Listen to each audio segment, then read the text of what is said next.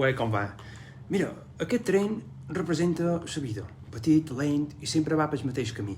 Com els teus cos després dels 40. Fa renou, trotdoia i no hi ha manera de canviar de direcció, saps què t'ho vull dir? El tren simbolitza el progrés, la modernitat, fins que te n'adones que en els 40 o a partir dels 40 t'agrada massa el vi i estàs discutint amb l'Alexa perquè no t'entén de cap de les maneres. Dóna voltes i voltes i voltes, com els teus pensaments a les 3 del matí.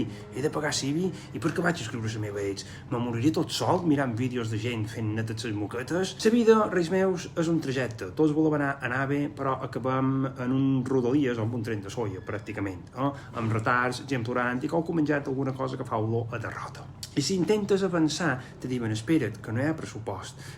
Com quan vols canviar de feina, però tens hipoteca, Netflix i una addicció severa a les croquetes congelades.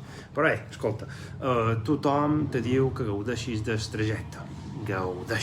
Gaudeix tant com puguis. Mentre te passa la vida t'arriben multes i el tren s'ha descarrilat perquè, mira, sorpresa, has apostat per l'amor.